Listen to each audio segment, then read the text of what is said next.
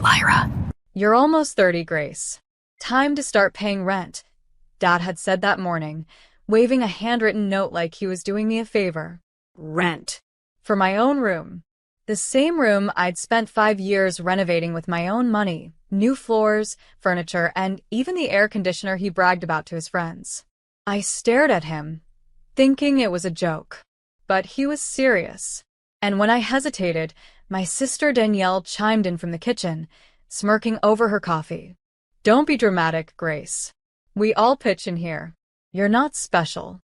I wanted to remind her that she hadn't paid a single bill since moving in with her 2 kids, that I'd been covering groceries, water, even the Wi-Fi her children watched cartoons on. But Dad's voice drowned me out. It's settled. Rent's due on the 1st. That night, I left the envelope on the counter, $600 in crisp bills. 3 weeks later, I came home from work to find my bedroom door open. Toys scattered across the floor. My bed gone. A crib where my desk had been. Dad stood in the hallway, arms folded. Danielle and the kids needed more space, he said flatly. You can sleep in the basement. My throat burned. You gave away my room? He shrugged. You're lucky to still have a roof over your head. That's when I realized I didn't. Not anymore. And that night, I made my decision. I didn't argue that night. I just stared at the empty space where my life used to fit, the shelves I'd built, the curtains I'd sewn, the quiet corner I used to read in. Now it smelled like baby powder and chaos. Danielle leaned against the doorway, smirking. Don't look so upset. You'll survive. You've always been the dramatic one. Her words burned, but I stayed silent. I knew better than to fight in a house where no one listened. Downstairs, the basement felt like a punishment. Cold, damp, unfinished. The light flickered every few seconds, and the washing machine hummed like a heartbeat I couldn't escape. That night, I lay awake on a creaky cot, staring at the ceiling, listening to my niece's laughter through the vents. And then, I made a quiet promise. I'd never beg for space again. The next morning, I started packing the things that were mine. Not the house's. Not my dad's. Mine. The TV. The washer I'd bought when the old one broke. The coffee maker, the internet router, even a new fridge I'd paid for on installments. Every wire, plug, and receipt mine. By evening, my small apartment downtown was filled with boxes and silence. Beautiful, peaceful silence. Back home, I left only walls. I didn't slam the door. I didn't even say goodbye. But I left one note taped to the empty fridge. Let's see what love costs without my money. By the next morning, my phone started exploding. First came Dad's call, 3 missed, 1 voicemail. His voice cracked between rage and disbelief. Grace, what the hell did you do? There's nothing here. No fridge, no Wi-Fi, no washer. How are the kids supposed to eat? You need to bring everything back right now. I played the message twice, then deleted it. A text from Danielle followed moments later. Wow. Real mature. You're punishing innocent kids because you're jealous. Grow up. Jealous. That word stung, the same way it always had since childhood. Danielle, the golden one. Danielle, the single mom with struggles. Danielle, who never faced consequences because she cried first. I stared at my empty living room, still full of half-unpacked boxes, and felt something unfamiliar, peace. For the first time, every single thing around me belonged to me. The hum of my fridge, the glow of my lamp, even the air felt earned. 2 days later, a neighbor from my old street texted me a photo. It was my dad's house, lights off, trash piled outside, and a handwritten note taped to the door. Power cut. Bill unpaid. I didn't smile. I didn't cheer. I just whispered, there it is. When you build a home on someone else's back, you shouldn't be surprised when the spine walks away. That night, I poured myself a glass of wine. To peace, to freedom, and to the silence I'd bought with my own 2 hands. By the weekend, Dad showed up at my apartment. No warning, just 3 loud knocks, like he still owned the right to demand my time. When I opened the door, he looked older than I remembered. His pride seemed to have melted in the July heat. "Grace," he said quietly, "your sister's at her breaking point. The kids can't sleep. They miss you." I leaned against the doorframe. "They miss the Wi-Fi, Dad. Let's be honest." He sighed, rubbing his forehead. "I know I handled things wrong, but you can't just leave us hanging like this. We're family." Family. The word rolled off his tongue so easily, the same one that made me pay rent for a house I already carried. "I didn't leave you hanging," I said softly. "I stopped carrying what you all dropped." His eyes hardened. "You've changed. You used to be kind." "I used to be used," I corrected. Danielle appeared behind him in the hallway, arms crossed. "So this is who you are now? Cold? Heartless?" I met her stare. No. "Just done being your wallet." Her eyes flashed, but before she could respond, a maintenance worker stepped out of the elevator and greeted me politely. "Morning, Ms. Hayes." Danielle blinked, confused. Ms. Hayes. Not Grace the Burden. Dad looked away, ashamed. He mumbled something under his breath and left. Danielle followed. The elevator doors closed behind them. For the first time, I didn't chase after them. For a few blissful weeks, silence reigned. No calls, no guilt trips, no doorstep drama.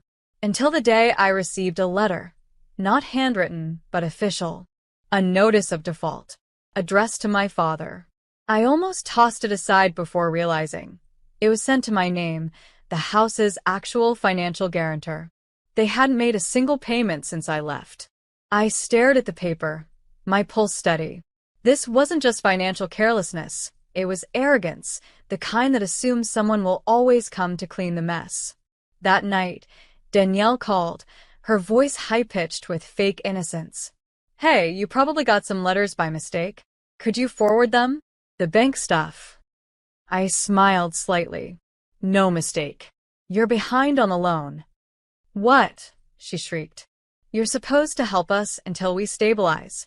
"Danielle," I said calmly, "you call me selfish." So I stopped giving. She cursed under her breath, then muttered, "You think you're better than everyone." I cut her off. No. "I just learned what happens when the person you drain walks away." Before hanging up, she spat. "You'll regret this." But regret never came. 3 weeks later, the house went into foreclosure. My name was cleared, my credit intact, and theirs destroyed. And when the neighbors whispered about how fast the perfect family fell apart, I didn't add a word.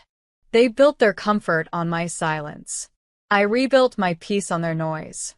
By the time the bank repossessed the house, the cracks in their pride had turned into a full collapse. Danielle moved back in with Mom, dragging her 2 kids into a 1-bedroom apartment that smelled like regret. Dad, stripped of his self-appointed authority, started drinking again. Not enough to drown guilt, just enough to expose it. I watched from a distance, not gloating, not smiling, just observing. A week later, I got another call, this time from Mom. Her tone was sweet, practiced, like honey masking poison. "Grace, sweetheart, we're planning a family dinner. Maybe it's time we move past all this nonsense, I laughed quietly. "Nonsense? You mean when you all called me selfish and threw me into the basement?" Silence. Then she sighed. "We were stressed. You know how families are." "No, Mom," I said gently. "Families protect. Parasites drain." She gasped. "Grace, how could you say that?" "Because it's the truth." Before hanging up, I said something that made her voice tremble. "You raised me to be strong, and I finally am. Maybe you should be proud." That night, I sat on my balcony with a cup of tea, watching city lights shimmer like freedom. Everything I owned, every lamp, every mug, every piece of peace, bought by me, guarded by me. And for the first time, I didn't feel guilty for choosing myself. The collapse wasn't mine anymore. It was theirs. 2 months later, the guilt campaign began. Text from Mom at midnight. "You know your sister's kids can't even sleep, right? They miss the big house. Voicemails from Dad. After all I did for you, you let your family live like this? And Danielle?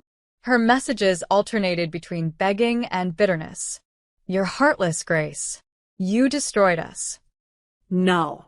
They destroyed themselves the moment they mistook my generosity for obligation. Still, I stayed silent until the day I received an invitation. A family reunion at a rented event hall. Curiosity got the better of me. I went. The air reeked of desperation disguised as reconciliation. My family smiled too hard, laughed too loud. Danielle rushed to hug me, whispering, "Thank God you came. We've missed you." On stage, Dad cleared his throat. We're all here to remember that family is everything. I stepped forward slowly, my heels echoing on the polished floor.